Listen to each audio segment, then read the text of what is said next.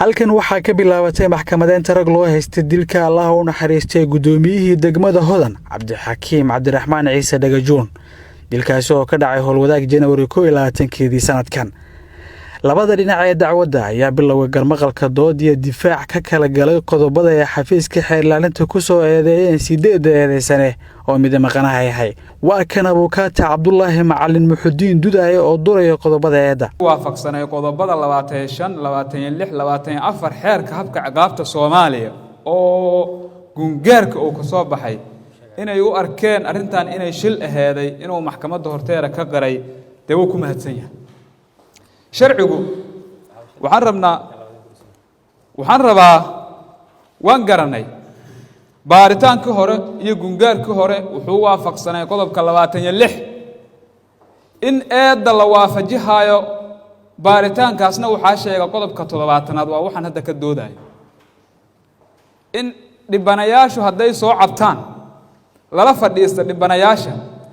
ee waxay rabaan loo sameeyo sharciga meelna uga ma qoro sharciga hal meel oo ay ugu caddahay ma jirto in inta dhibanayaana loo yimiday saas noo sameeyay yiraahdeen asal loo sameeyay meel sharciga ugu qoran tahay ma jirto gudiga ayagoo madax bannaan oo si sax wax u baaray oo maxaan iraahdaa xur ah yay waxay la noqotay arintan inay shil tahay waana xaqiiqada rasmiga ah anagu aan ku doodayno gudigana asaa kamida ninka ugu koobaad saxiixay waa xafiiska xeerlaaliyaha guud qaranka hadda waa ninka koobaad saxiix waa la isku khilaafo hore sida sharcigu uu sheegay qodobka 13aad xeerka habka ciqaabta xafiiska xeer ilaaliyaha waa madaxa ugu sareeya ee baarista marka boolisku wax baarayo jihaynta asaa iska lahay awaamirta asaa iska lahay laakiin markaas xurow ahay si iskiisoo wax u baaray laakiin markaan dambo soo sheegayaba cabashada dadka dhibanayaasha warkoodu yeelay laakiin xeerlaaliye General Cabdullaahi Buule Kame ayaa ku adkaystay in eedeysanayaasha ay si wada jir ah u galeen dambiga sida uu qabo hal shakhsi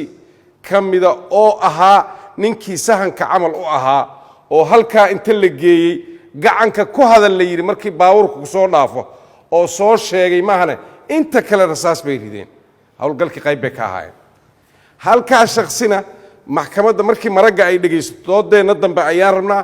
inaan ku cadayno dhammaan inta kale halka ay waa ka simeeyeen waxa ku soo haray 71 waata midda 434 ay ku eedayn 445 markii hore kiiska guddi baa loo saaray guddigii baaristoodii markay soo gabagabeeyeen waxay ula muuqatay seedana guddi wax markii la yiraahdo baarista hadii hal qof uu yahay ninka go'aankiisu qaadanaya baariseed laakiin guddi markii la waa la kala qaybsamaa ra'yiga aragtida waa lagu kala qaybsamayaa waxaana khasab aqoolada dhinaca loo badan yahay in la raaco waxa la yiraahdaa wadarta dooda go'aanka aqlabiyada la yiraahdo guddi marka la yiraahdo sidaa darteed guddigii hore waxay isla garteen u go'aamiyeen in dilkan 445 uu yahay dil kama uu yahay oo ku talagal uu sanahayn mar labaad ayaa guddiga la kordhiyay cabashay ka keeneen eheladii marxuumku cabashadaas darteed ayaa guddigii la kordhiyay 5 xubnood laga dhigay 3 bay ahayn dib u baaris bay sameeyeen guddigana maxkamad khaatiyal ku qoreen sidoo arkay garsoorku maxkamadda hor imaan doonaan maxdarka labaad waa la dhageysan doonaa iyagana sababta ay nin walba u daliishanayo maxdarkii labaad ay guddigii labaad ayaa waxa ka soo baxday aragti ah in dilkaani ka siiyay marka la fiiriyay shuruu arrimo badan isjiid la xiriira xagga qodobada ah kadib maxkamadda ayaa amartay in hore looga dhaqaaqo waxayna xafiiska xeerlaalinta ciidamada qalabka sida keenan maragay ay ka mid yihiin taliyihii qaybta waliyo cadde oo hadda ah taliyaha degmada Hodan gaashaan Bashiir Cabdi Siyaad iyo taliyihii Waabari gaashaan Maxamed Cabduqaadir Nuur Mooshin sidoo kale waxa la dhageystay maragay kale oo ay ku jiraan ilaaladii gudoomiyihii degmada Hodan oo iyana dhaawacay ka soo gaareen dhacdadaasi taliyihii qaybta waliyo cadde gaashaan Bashiir ayaa isaga u sheegay garsoorka inaanu goobjoog u ahayn wixii dhacay laakiin dhacdada kadib uu yimid kadib xiriir oo ka helay goobta aniga waa baxay waxaan tagay saldhiga howlwadaag waxaan u tagay Shucayb oo diyaarsan shaqadiisii howlgalkiisa u diyaarsan oo la joogo taliyaha Waabari waxaan ku yiri qaabkee rabtaa in shaqadan loo wado oo xogta adayda iyo macluumaadka see ku soo baxayaan meel kasta waa xiran tahay Shucayb wuxuu yiri xiriirka aan hayo horena waa uu soo qabtay gaadiidkaas haddana waa ay soo socdaan okay aniga waxaan iri marka waxaan wacay taliyaha saldhigga Hodan si operation guud oo noqdo Shucayb uu soo booday wuxuu yiri taliya anaa ku filan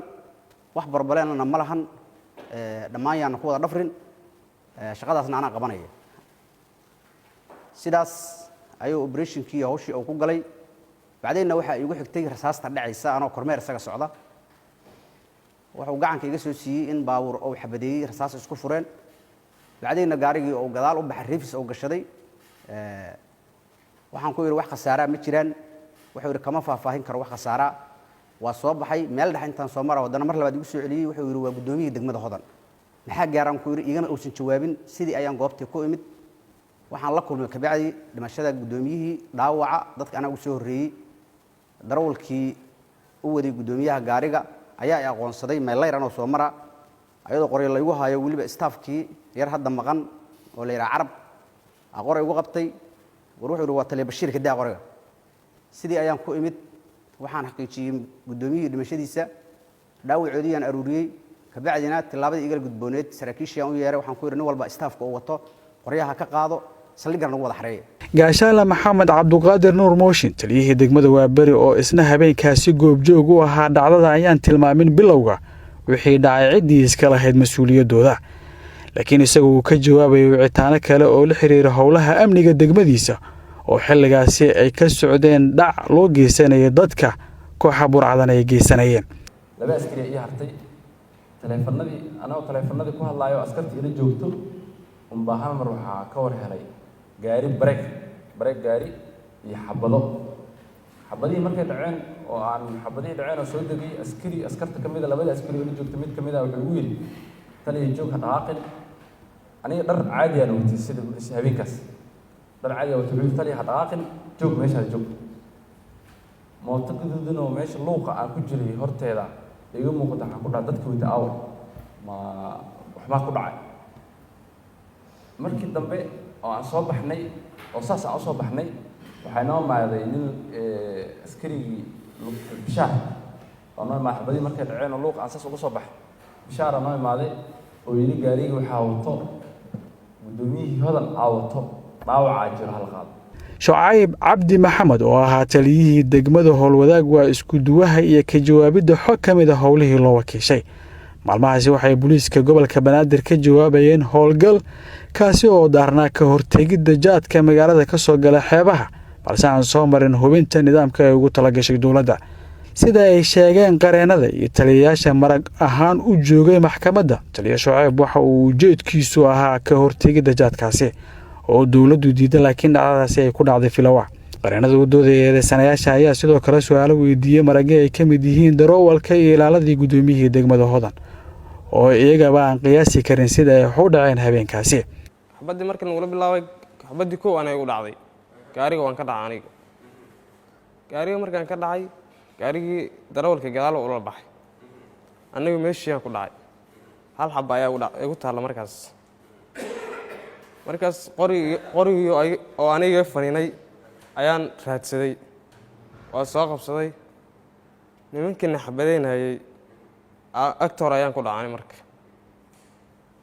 marka dhowr baalato ayaan ku riday xabadeyna nagu wadeen intaas markaan dhowr baalato ku riday ayaan waxaan arkay dharka booliiska inay dariis booliis qabaan waxaan ku xabadii ka daay waxaan ku dhahay war askaran nahay booliisaan nahay war waa gudoomiye war waa saas ayaan ku dhahay markaas saas ku dhahay waxay igu jawaabeen xabadda naga dhaaf ayaan igu jawaabay hadalkiisa aan gaartay xilligaas waan ka dhaafayaan ku dhahay intaan saas dhaaya ayaa xabad kale igu dhacday gadaal iga dhacday wax igu dhiftay maana fahmin marka uu ii imaadeen qoriga ay iga qaateen hore ii dhaafeen intaas ayaan xasuustaa aniga xafiiska xeerlaalinta ayaa codsaday in fursad loo siiyo maragyo kale oo muhiim u ah kiiska